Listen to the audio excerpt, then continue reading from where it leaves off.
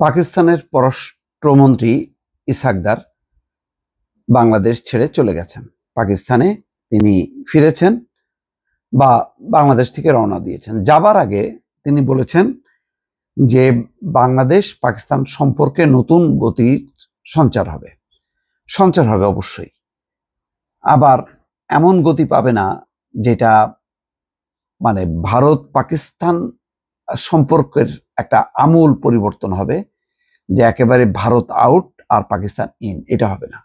অর্থাৎ 15 বছরে যদি হিসাব যদি আমরা করি, সেই হিসাবে ছিল ভারত ইন পাকিস্তান আউট। এখন তার উল্টা পাকিস্তান ইন ভারত আউট, এটা হবে না। এই কারণে যে অন্তর্বর্তী সরকার অত্যন্ত কৌশলে বা সুচিন্তিতভাবে একটা বিষয় এস্টাবলিশ করছে যে আমরা কারোর দাসত্ব বরণ করব না। আমরা এই চিরবৈরী দুই দেশের মানে পাকিস্তান এবং ভারতের এই সম্পর্কের মধ্যে আমরা ভারসাম্য রক্ষা করে চলব। ভারসাম্যহীন করে আমরা কোনো একটা পক্ষের কাছে মানে ঝুলে পড়ব না, সেই বার্তাটা কিন্তু দেয়া হলো ৭১-এর ইস্যুটাকে সামনে রেখে। এই ইস্যুটা যখন সামনে নিয়ে আসলো আলোচনায়, বার্তাটা হলো এই যে সেই পুরনো ইস্যু, পাকিস্তানকে ক্ষমা চাইতে হবে ৭১-এর গণহত্যার জন্য। যেখানে ইসহাকদার কিন্তু বলেনি বাংলাদেশের মাটিতে এসে, আমি আবারও বলছি যে আমরা ওই ঘটনার জন্য সরি। এই কথা কিন্তু তিনি বললে ভালো হতো, সত্যিকারের গতি সঞ্চার হতো, কিন্তু তিনি বলেননি। তিনি বরং বলছেন যে এটা ৭৪ সালে আর ২০০০ সালে এটা মীমাংসা হয়েছে। তাই যদি হতো তাহলে তো পররাষ্ট্র মন্ত্রণালয় বলে দিত যে এটা মীমাংসা হয়ে গেছে, আমরা তুলব না। কিন্তু সেই ইস্যুটা তো আবার মানে তোলার অর্থই হলো যে ওই ইস্যুটার সমাধান হয়নি। ফলে এখনো কিন্তু আটকে থাকলো ৭১-এর ইস্যুতে পাকিস্তানের সম্পর্কটা কিন্তু আটকে থাকলো, পুরোপুরি খুললো না। এটা ভালো। এটা যেমন ভারতের সাথে অনেকগুলো বিষয় আছে আটকে আছে, পুশিন, সীমান্ত হত্যা, তিস্তার পানি বন্টন, এই বিষয়গুলো নিয়ে আটকে আছে। ফলে এই দর কষাকষিটা যেন থাকে।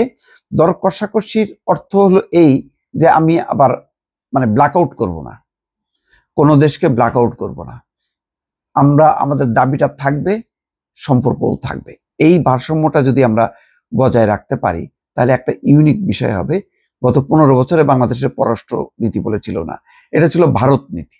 তো সেই জায়গায় আমরা সত্যিকারের যেই সবার সঙ্গে বন্ধুত্ব, কারোর সাথে শত্রুতা না, যদিও এই কথাটা আমার কাছে খুব মানে যুৎসই মনে হয় না, এটার মধ্যে অনেক বিশ্লেষণ করার ব্যাপার আছে।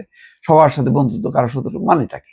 আমরা অন্য একটা দেশে যদি গণতন্ত্রহীনতা দেখি, মানুষ হত্যা দেখি, তো আমরা তাহলে কি আমরা ইসরায়েলের সঙ্গেও কি একই জিনিস করবো না? কি করবো না? ইসরায়েল কি করছে? ইসরায়েল হচ্ছে ধর্মীয় ভাবে আঘাত করছে মুসলমানদের উপর, নিধন করছে। অন্য জায়গায় যদি গণতন্ত্রের সংকট হয়, মানবাধিকারের সংকট হয়, আমাদের সেই জায়গায় অবস্থান নিতে হবে।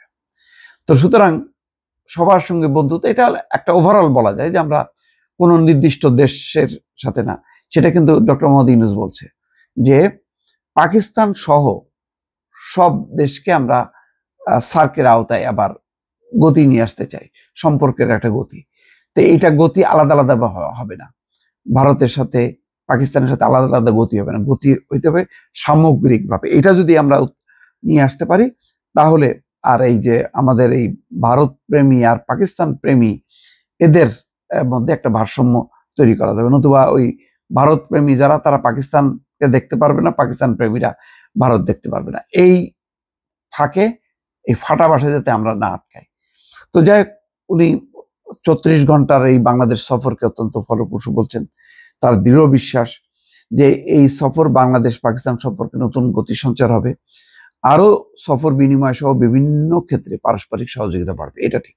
এই যে একটা বন্ধ দুয়ারটা খুলে গেল, এই দুয়ার থেকে আস্তে আস্তে এগোনো, যাতে একটা ভারসাম্য, এমন দিন রাতের যাতে একটা পরিবর্তন না হয়, এই চেষ্টাটা আমার ধারণা যে সরকারও বুঝতে পেরে সেও খুব কৌশলে কিন্তু সবগুলো বিষয় সামনে নিয়ে আসছে। এটাই যে একটা ভারসাম্য, না আমি সবকিছু খুলে দেব না, আমি আমার অবস্থানটা বজায় রেখেই তোমার সাথে সম্পর্ক করব। খুব ভালো। 5টা চুক্তি চুক্তি এবং 5টা সমঝোতা স্মারক, এগুলো আমার কাছে খুব গুরুত্বপূর্ণ না। গুরুত্বপূর্ণটা হলো মর্যাদার সাথে, সম্মানের সাথে সম্পর্ক রক্ষা করা, ভারতের সাথেও যেমন, পাকিস্তানের সাথেও যেমন। এটি হবে বাংলাদেশের আগামী রাজনৈতিক নেতৃত্বের জন্য চ্যালেঞ্জ, যে আমরা আমাদের অবস্থান এমনভাবে যাতে পরিগণিত না করি যে আমরা পাকিস্তানমুখী হয়ে গেলাম অথবা আমরা ভারতমুখী হয়ে গেলাম। এই চ্যালেঞ্জটাই হবে আগামী রাজনৈতিক সংস্কারের জন্য একটা বড় চ্যালেঞ্জ। দর্শক ভালো থাকবেন, আল্লাহ হাফেজ।